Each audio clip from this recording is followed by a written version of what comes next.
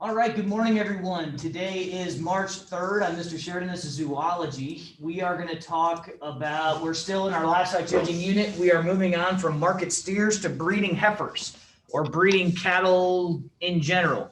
So we're going to change our priorities a little bit. We're going to change our thinking a little bit. We're going to start talking about some things that are a little bit different than we were when we were evaluating market steers, because the end point for these animals is much, much different than the steers that we were judging over the past week and a half or so.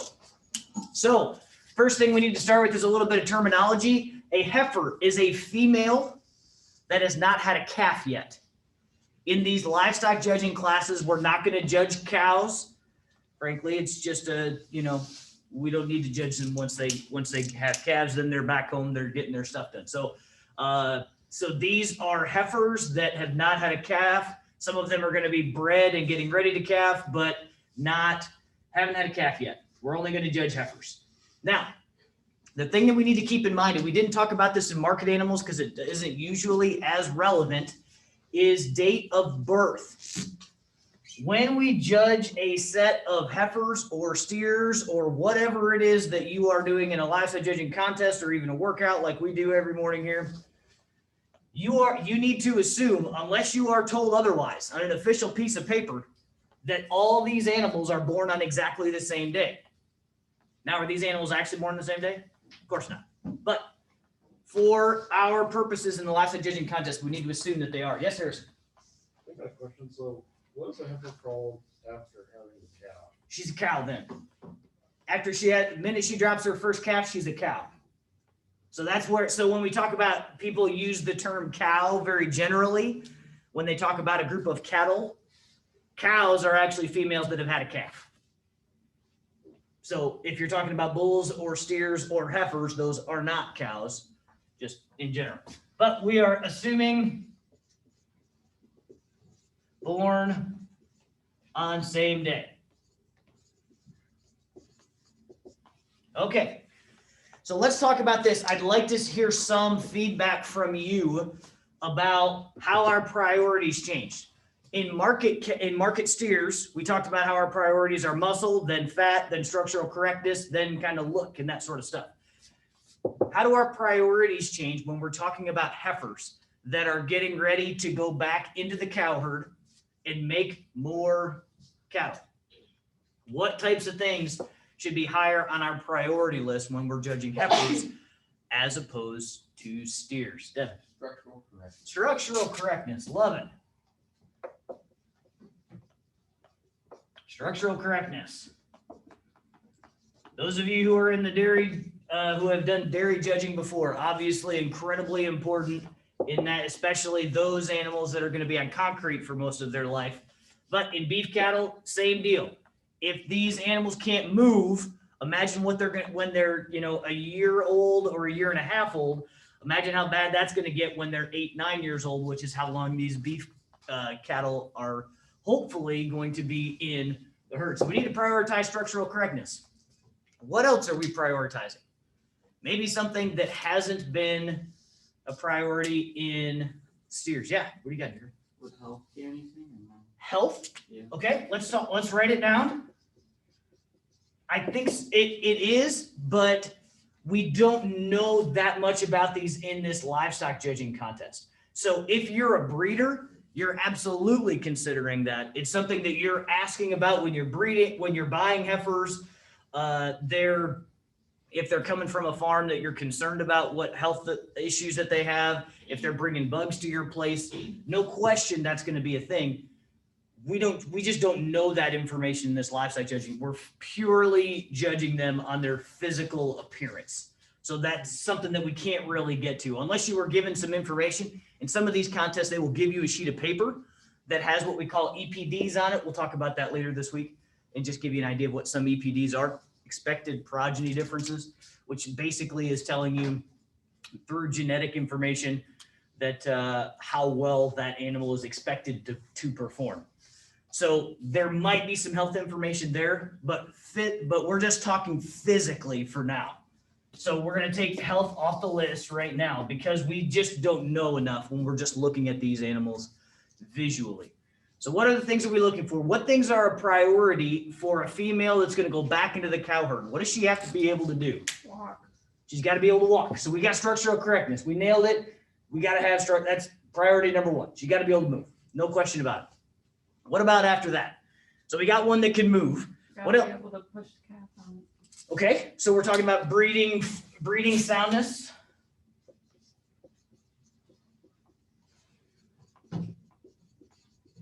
But for the most part, most of these animals, again, we're only judging them on what we can physically see. So in the rare case that maybe you have a female's vulva that's super small, that you might not be able to breed, that would be very rare. In most cases, we're going to assume that they are sound. That's another thing, like Jared talked about health. That's another thing that as a producer, you're going to be very, very mindful of. But when you're just judging these females in the ring, that's information that you just don't have. So I want to talk about it. And we're going to talk about it a little bit over here. I'm going to write down volume. Why do you think volume would be important? It's one of the terms that we're going to talk about later today. Why do we need these heifers to have volume? Yep. They gotta be able to carry a calf. They've got to be able to carry a calf. These tight-ribbed, high-flanked, little bitty heifers are not going to be, they're going to be very uncomfortable. They're going to have trouble calving. We've got to have big-middled, bold-sprung, high-volume heifers. That's one of the priorities that we're looking for when we're judging breeding cattle. We want them to be deep-ribbed. We want them to be bold-sprung. We want them to have some volume so that they can carry calves. What other things? Are there things that were on our other priority list for steers that maybe we still should have on our list for heifers?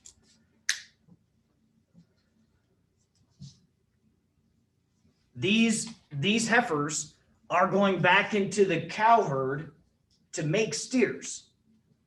So should they be super light muscled? No, we want them to have some muscle. Do we want them to be muscle bound and all, ripped up and that sort of thing? No, there's a line. There's a reason why it's moved down the subject or the priorities list, but we do need them to have some muscle. Light muscled cows make light muscled calves, and we want their calves to be heavy muscled. So we've got to have some muscle in these females. And we also need to be looking at fat. Why are big old fat heifers a problem in a cow herd? If you fed your heifers as much as they'll eat, grain fed them, they're super duper gobby fat. Probably won't be able to maneuver well. They can't maneuver well. The biggest issue that they're going to have, fat cows have a ton of problems giving birth. It basically squishes everything in their body. When they're fat, you're taking up their volume, and it makes it very, very difficult for cows to calve. Super gobby fat heifers make it tough to calve. But again, we're pretty far down here on our priority list, and you're going to see some of these really well-fit, fancy, pretty heifers that are probably have quite a bit of fat because they look better, they look smoother, they look nicer when they're fat. So unless we get one that's super duper gobby fat that we can tell is just fat and narrow and light muscled, we probably aren't going to talk about that a whole lot. And we'll talk about this in terms as we go through. When we're talking about heifers, we're going to talk about a few things in there. And in fact, I'm going to write it down. This is the pretty word for fat. Okay? When we're talking heifers, we call it condition, not fat, because it's nicer. Okay? Pretty word for fat. Okay. So a couple things that we want to talk. So this is kind of what we're looking for. We're looking for a lot of the same things that we did when we were talking, when we were looking at steers, except we're prioritizing our things a little bit differently, and we added volume on here. And we're also going to put femininity down here too. Femininity, if I can spell. Yeah, Harrison. I don't really get what's all wrong with saying fat rather than condition. It's just a terminology thing. It's something that we use, and you'll find this too when we get into different species.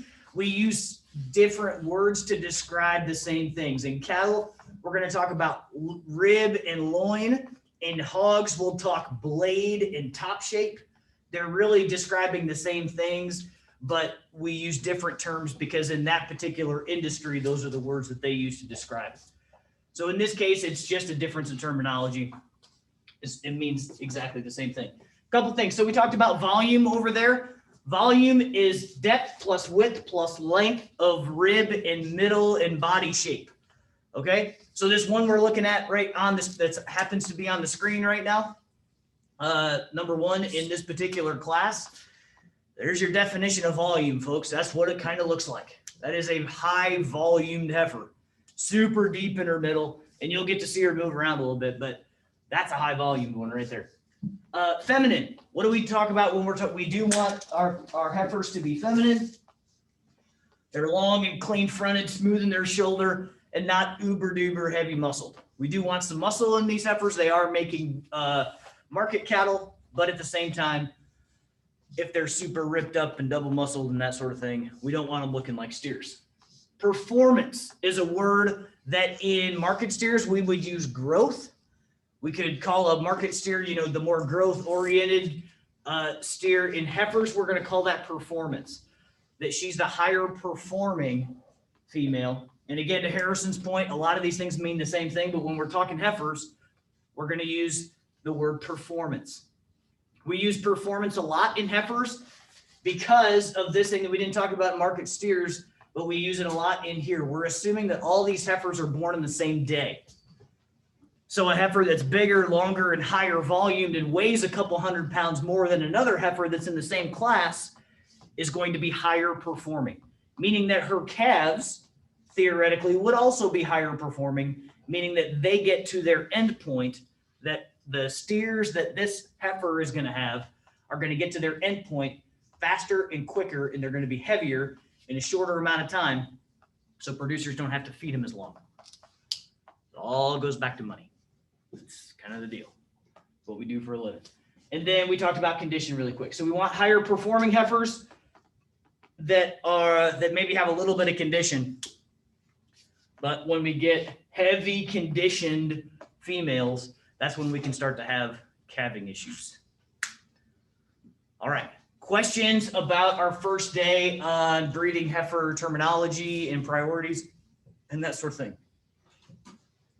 Okay, then I'm going to stop our recording and